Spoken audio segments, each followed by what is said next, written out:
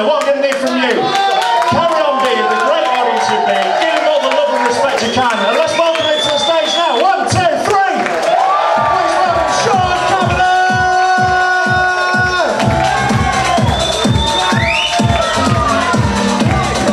How you doing? Very well. Good. Pump up the jam, yes mate. First of all, I'd just like to say, I'm astounded at the impact I've had on tonight's ticket sales. Do you know, since my name got added to the bill, 43 people have asked for ticket refunds. Cheeky bastards, man, isn't it? What's wrong with supporting local talent? I'm not actually a professional comedian, which will become evident pretty shortly. But I usually do open mic nights, you know, in Liverpool and Manchester. And they're always like, where are you from, mate? You've got a mad accent. From Darwen, mate. Where's that? And it's hard to explain, yeah, when you don't drive, so I just say, imagine the northwest of England as a human body, yeah? And the towns of Blackburn and Bolton are its arse cheeks. I said, Darwen's right in the middle of them, mate. I said, don't fucking call it the arsehole of the northwest, though, mate, I'm telling you. Don't do it. We're proud, aren't we, Darreners? Proud Darreners. Yes, mate, deep town, mad town. I tell you what, I bet there's no other town in England that has, in the town centre, a big building, right, and on the bottom level, it's got a late night pharmacy, and on the top level, it's got a fucking nightclub. Yeah? Do you know what I mean? Late night pharmacy, above it, the Roxy. I mean, think of contrast in the buildings, yeah? It's mental, isn't it? One building, yeah, I mean, it's open late, and, you know, you can go in, and you can purchase different kinds of drugs to make yourself feel better and that. And the other building, it's just like a big fucking chemist, isn't it? You know what I'm saying? Thanks. Keep laughing, I love it. Top shit. Hey. Do you know what I've been trying to do me recently? I've been trying to break the mold. I've been trying to get into the rap industry. Yeah, seriously. That's the response I usually get. I went down to London to see this rap producer and I said, listen mate, I want to be a rapper. He said, listen bruv, they speak like that, don't they? Listen bruv, you've got to be a gangster in that. That's shit cockney accent, isn't it? He says, can you rap about violence, mate? Pistol whippings? I said, no mate, I can't rap about pistol whippings, but I can rap about pistol whippets. So I'm a Lancastrian, I've got a whippet. Yeah, my whippet's called Linford. Yeah? And it's named after my hero, the former 100-metre sprinter Linford Christie. And people say, oh, that's a top name for a whippet, Linford, you know, because they're really fast runners, and Linford Christie were a sprinter. Oh, I get it. And I say, no, you don't get it. My dog's called Linford because he's got a massive cock. I don't know if you've ever seen a sexually aroused dog. I know some websites, but we won't go into that. Anyway. A sexually aroused dog, right, gets a little red ender on it, doesn't it? That lipstick coming out of a tube. Well, Linford's is like a red lightsaber, I'm telling you. When he gets excited, he sits there like the K9 version of Luke fucking Skywalker. And honestly, if he turns around too quick, you've got to be careful and take your eye out. Imagine going A&E and explaining that. So, you've got an eye injury, sir, what happened there? Well, my dog turned around too quick and he put me in his cock. Have you been taking any illegal substances tonight, sir? And I said, listen, mate. Well, the thing is, I'm a very irresponsible dog owner. So I take my whippet Linford to the Con Club with me every Friday to play snooker, and I get him smashed, mate. I get him smashed. I have a Guinness, he has a Guinness. I have a Stella, he has a Stella. I have a Black Sambuca, he has a Black Sambuca. And then he's kicking off. He's shagging people's legs. I take him home, he spews up in my fucking cellar. And I said, do you not want me to rap about shit like that? He said, yeah, go on then, bruv, show us. And I thought, shit, yeah, better do it. I've got this crazy whippet. He likes to lick his bollocks. He likes to socialise with me and other alcoholics. He likes to drink some Guinness. He likes to drink some Stella. He likes to shag somebody's leg and throw up in my cellar. But every Friday night, I go out playing snooker. My whippet likes to come along and drink some Black Sambuca, but then he gets aggressive and he wants to start a fight, so the next time we go out, he's only having Sprite.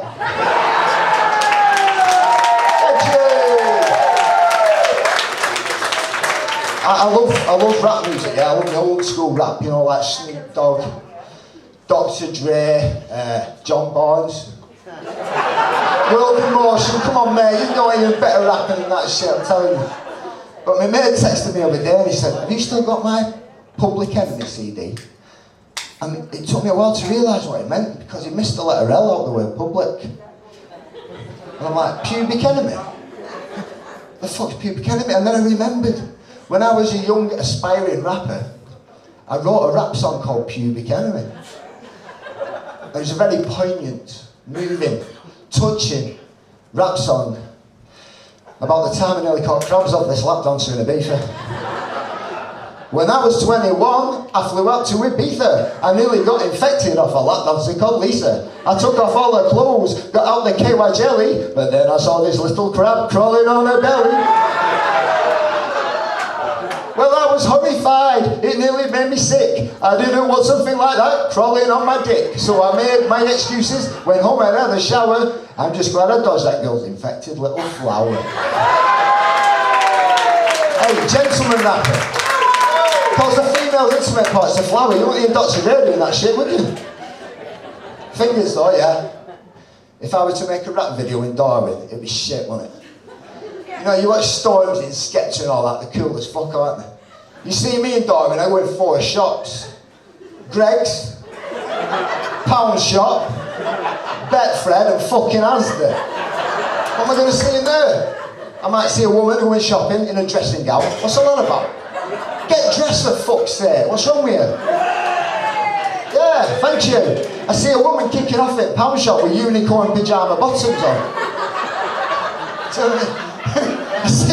I see women outside Greg shoving sausage rolls in the kids' fucking faces. Eat that, you fuck, come on. What are you five a day? Every single day in these little northern towns, there's women going shopping in the fucking dressing gowns. There's lots of crazy women. They're always causing dramas, walking around the Pound Shop in the coffee-stained pyjamas. All the teenage girls are getting pissed and taking drugs and running from the coppers in the stolen pair of Uggs. They're never going to work because they love it on the dole. Force feeding the children another sausage roll. Thank you. I'll start telling you a bit about myself now. I'm actually ex-forces. Thank you. For 7 years I served as a member of Parcel Force. The best of all the fucking forces, Parcel Force. You know it. No, but seriously, for 15 years, I have worked for Parcel Force's sister company, Royal Mail. Yeah, I see it. Some of you give me shit out now. They're going, oh, I know him. It's that dickhead postman. That's that dickhead postman who keeps putting next door neighbour's mail through my house. Wasn't me, not guilty, yeah? That's that dickhead postman who put a parcel in my bin and bin men took it away. Wasn't me, not guilty, yeah? Or that's that dickhead postman who I caught having his shit in my back alley on a Saturday morning. Whoa, you know. Accusations, man. Just accusations. But it's good working on the post. Do you know what the bad thing is? I get a lot of comments off women. Not young, attractive women. Not since I started looking like Gru off the Despicable Me movies. But yeah, it's older women. They think they're being subtle, but they're not. I know exactly what they mean. I walked into the shop the other day with my full post bag, and this woman said, "Hey, love, you look like you've got a full sack today."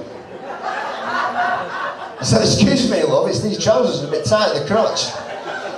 I didn't put you in crotch watch anyway. How old are you? 70? At least 5 years out my age range, love.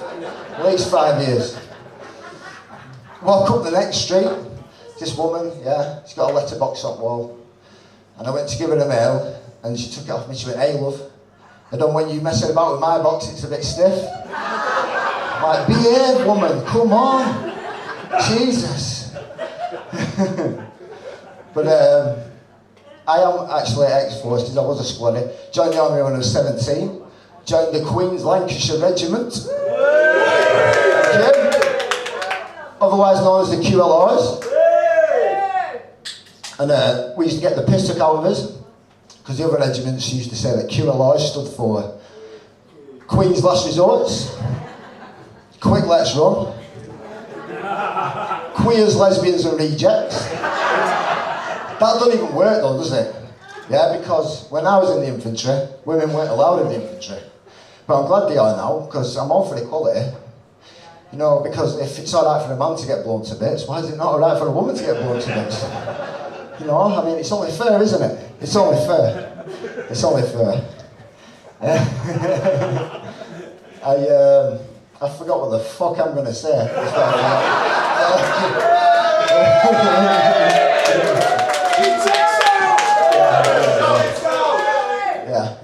Yeah.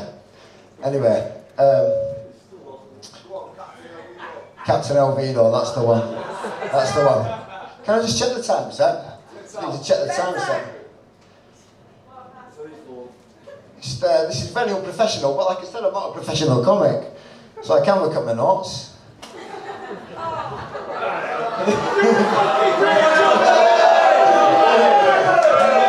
Hey, listen, come on, we're taking a piss. That was a joke, that. Didn't even mean that. You were part of the act. Fuck you.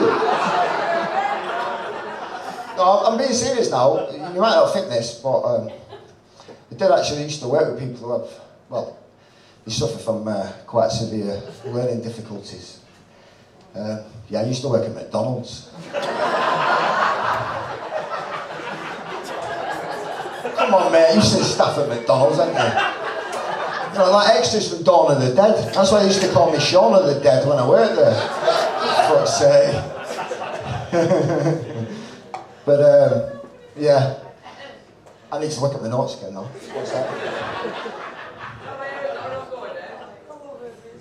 This is fucking embarrassing, this, isn't it? Hey, but the material's good. That's all it matters.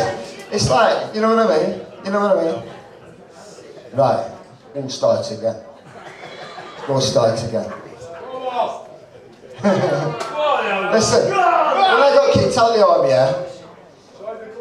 yeah, I got kicked out of the army, but I was shocked when I got kicked out of the army because they took a urine sample and they found cannabis in my system. And I could not believe it.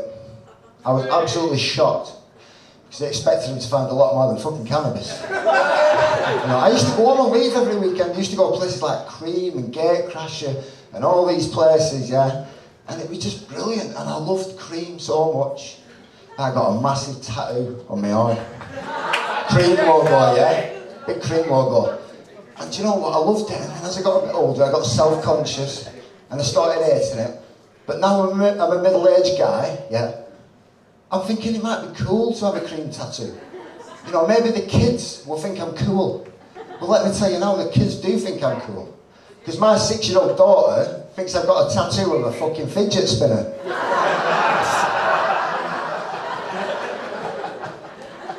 Yeah, it's like, Daddy, you got a picture of a fidget spinner.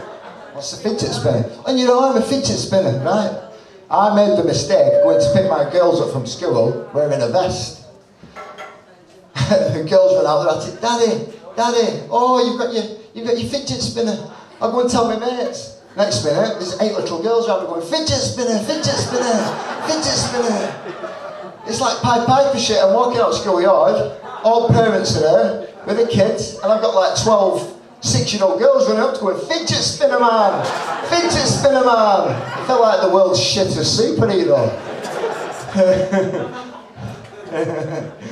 But I'm from a very working class background, as you can tell, not poor, working class, there is a difference. I always laugh when I hear, you know, the female product tenor lady. I always laugh when I hear that because that's what they used to call the cheap prozzies near my house. Tenor ladies, yeah? Thank you.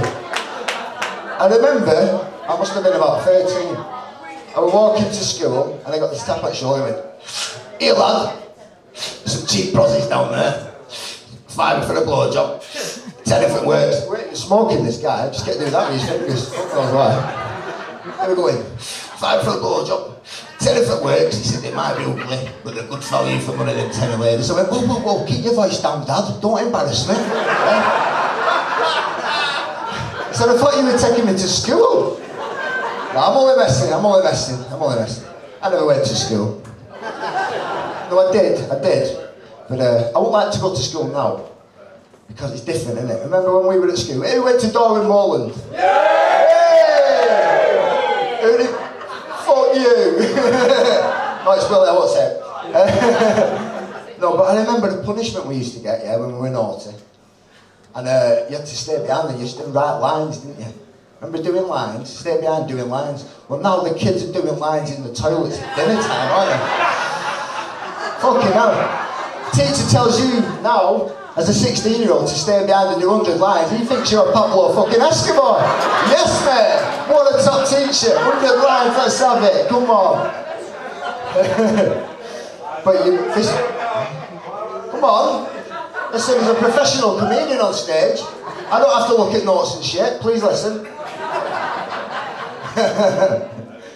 I remember, yeah. And you won't believe this, but I used to bunk off school a lot. And I know, you'd never guess, would you? You'd never guess.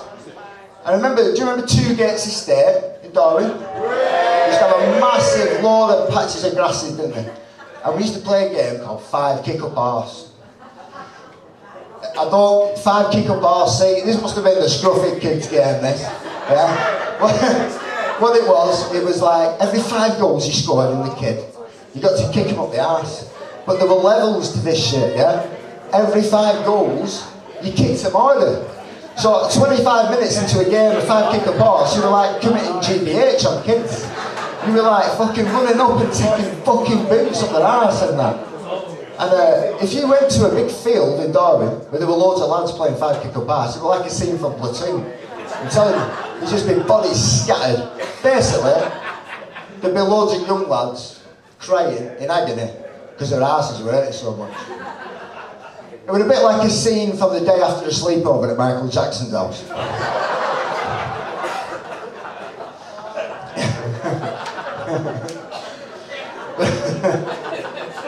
But I remember, we always used to get the youngest kid in the nets because we were tight bastards. And there was one little kid on the estate called Macaulay. And they were named after Macaulay Culkin. Remember, the actor? And poor Macaulay, he had a lazy eye to match his parents. And the most ironic thing about Macaulay was that 99% of the time his mum and dad were in the pub, so he usually was fucking home alone. So, yeah.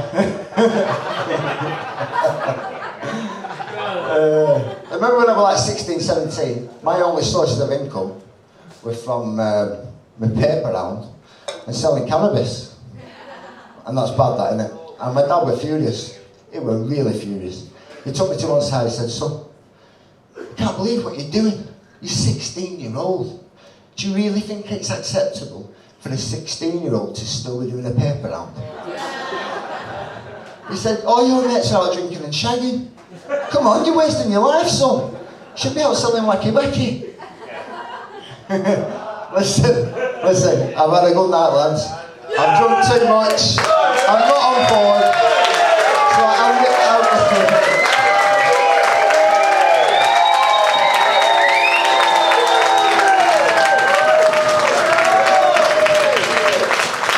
Thank you.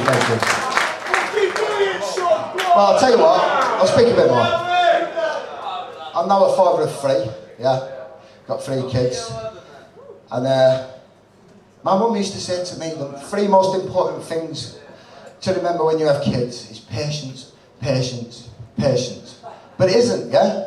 It's Jack Daniels, Valium, and fucking earplugs. Trust me.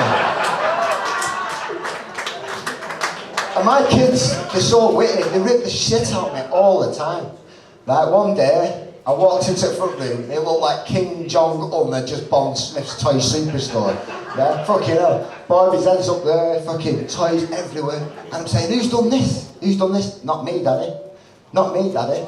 Not me, Daddy. I said, well, one of yous is late. And you shouldn't lie, yeah? Because every time you tell a lie, your nose gets bigger. And the little lad looked at me and went, "Daddy, you must have told loads of lies when you were little." You're witty, innit? You're witty. And the thing is, kids are smart, and before I go, I'll leave you with this one story that I remember about my little boy. When he was about 3 or 4, yeah, he would not use the toilet, he just wanted to use the potty all the time, right? So my missus come up with this idea. She said, we'll come up with a reward system, yeah? And what it is every time you do a wee on the toilet, we'll give you 1 gold star. And every time you do a poo, we'll give you 2 gold stars. And every time you get 5 gold stars, Luca, we'll buy you a Disney car. And I'm working out in my head thinking, fucking hell, there's 6 quid each then. It's 6 quid a day, this. I said, what about every 100 stars he gets a Kinder egg? And she thought I was a bit tight, so I said, fair enough, we'll crack on with this. Anyway, I'm sat there eating Weetabix one day, and my little lad goes, what's that, Daddy? I said, it's Weetabix, this, son. It's good for you, makes you poo a lot. I don't know why I said that. He went, can I have some, Daddy? I went, of course you can, lad, of course you can. Give him a bowl of Weetabix. Got to dinner time. I said, what do you want for your dinner, Luca? He said, can I have that Weetabix again, Daddy? I said, yeah, if you want. And he's eating it, and he looks like he's not enjoying it. But he still eats it all. So I thought, fair enough, it's good when your kid's eating it. So he gets to tea time, right? I said, Luca, it's your favourite tonight. Spaghetti bolognese. He went, can I have Weetabix, Daddy? I'm like, do you not want spaghetti bolognese? Your favourite? He went, no, I want Weetabix. And I thought, I've sussed him. He knows Weetabix makes you shit a lot, doesn't he? So he wants to live off Weetabix so he can do 5 shits a day. That's 10 gold stars a day. That's 2 Disney cars a day. That's £12 a day. No fucking way am I having that. Right? So I walk into the kitchen to have a word with my missus, and I didn't realise he were following me. I said, mate, we're going to have to change this reward system. He knows Weetabix makes you shit a lot. Right? And if he keeps eating Weetabix like that, he's going to end up shitting his insides out. And I just heard this little voice go, how many gold stars for that, Daddy? Ladies and gentlemen, I'm sorry for being shit, I've done too much. Thank you, thank you.